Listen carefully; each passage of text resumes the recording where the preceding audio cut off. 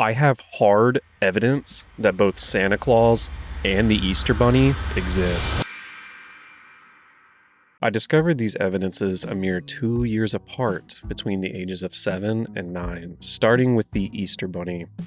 We all know that the Easter Bunny has to adapt to each person's household in order to deliver the Easter baskets.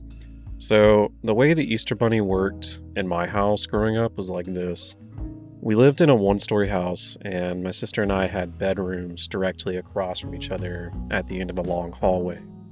Every year, the night before Easter, we'd go to bed, and when we woke up in the morning, the Easter Bunny had somehow gotten into the house, hopped all the way down the hallway, and left a basket full of candy and toys outside of my sister and I's room. Now, I don't know exactly how the Easter Bunny got into the house. I just know that every year, the baskets were there. And I can confidently say that for the first 7 years of my life, or at least as far back as I can remember, probably not, all the way back to like ages 1, 2, and 3, but that happened every single year. If I ever had any questions or doubts about the Easter Bunny, my mom would always reassure me. She would say, if you go to sleep, the Easter Bunny will come tonight. Sure enough, every year, there was a basket waiting outside my room. So I think we can go ahead and log that as some pretty conclusive evidence that the Easter Bunny does indeed exist. Now, something happened at the ripe old age of 7 that absolutely threw me into emotional turmoil. So it's the night before Easter. My sister and I get into bed. My parents are like, the Easter Bunny's coming tomorrow. And we're all like, oh, hell yeah. Just kidding. We didn't say hell yeah, but anyways, as I'm falling asleep, my eyes are slowly opening and shutting. Then all of a sudden, lo and behold, I see my granddad walking down the hallway holding both my sister and I's Easter baskets. He sets one outside my sister's room, sets one outside mine, and then he walks away. Now, at this point, maybe it was a fluke. Maybe there was another basket coming from the actual Easter Bunny, who knows? But here's the thing.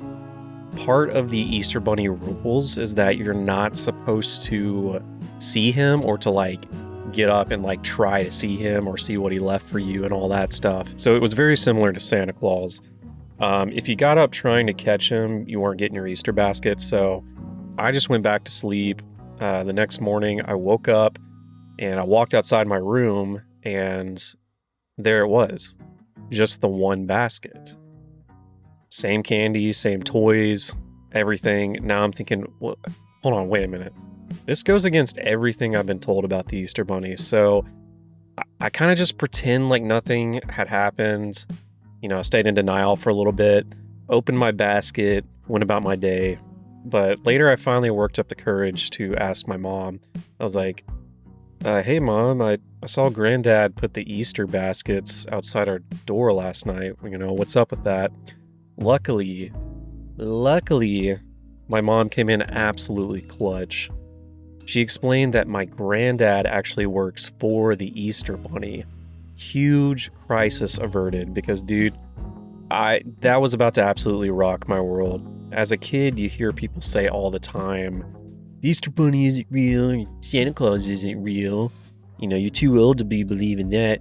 So when something like that happens, you're already on edge thinking, what if they're right? But thank God, it turns out my granddad actually works for the Easter Bunny. I feel like I'm at a point in my life where I can finally tell people that.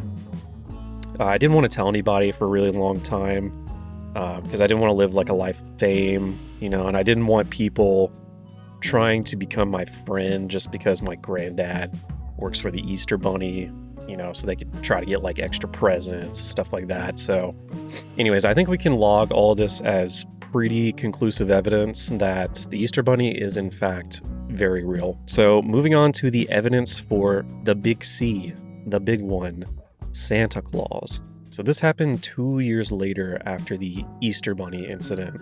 I was 9 years old. Things were already starting to get a little shaky that year. Not as far as, wondering who Santa Claus was, but whether he was even real or not.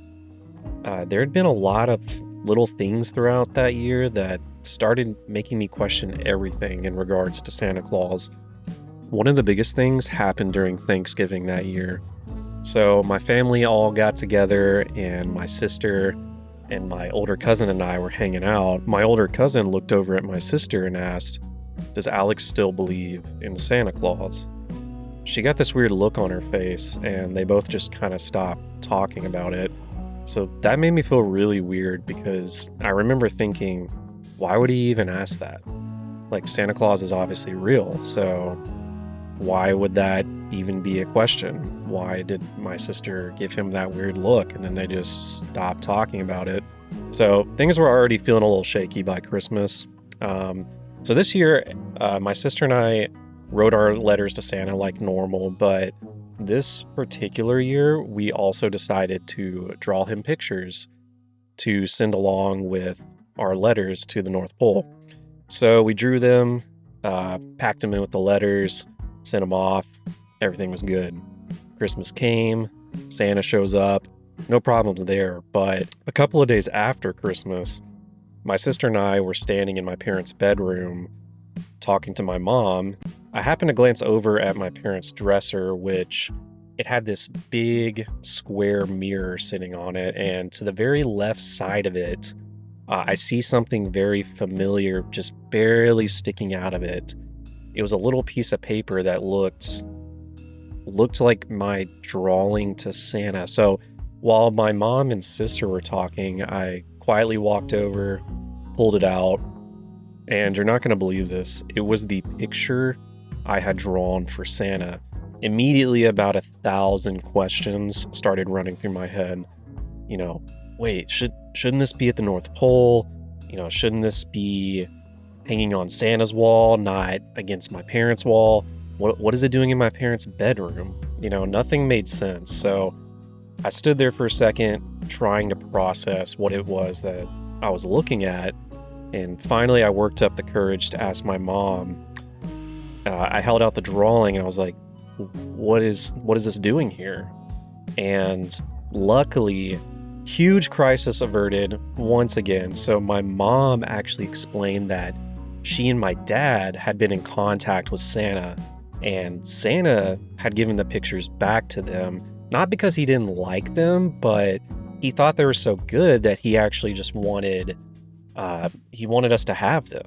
So once again, crisis averted, and we can also log that as pretty conclusive evidence that Santa Claus is indeed real. So my question for you guys today is, what funny way was your childhood ruined as far as the magic of Santa Claus or the Easter Bunny is concerned?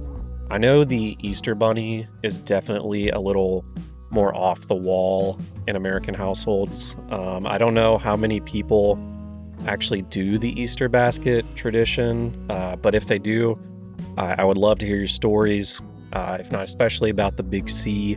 So just let me know in the comments below. Thank you guys so much for watching. So the main part of the video is over, but I'm adding this extra part in for anyone who wants to stay and get more feedback and hear about my current visions for this channel. So my current vision for this channel is I want to create a space where people come and share their stories and connect with others in either serious or completely absurd ways. I want the Dream Vault to be a place where people want to go to and participate in good conversations and have a chance for their voice to be heard, or just a platform where you feel like you can relax. The biggest thing I want to push right now is community engagement. Think of any topic or any video I make as not for something for me to tell you how to think. If it comes across that way, it's definitely sarcasm. But for you to tell me what you think. I want to hear your craziest stories, experiences, and ideas. Let me know in the comments if you have any thoughts on all this. Thank you so much for taking the time to click on this video, and I will see you in the next one. Peace.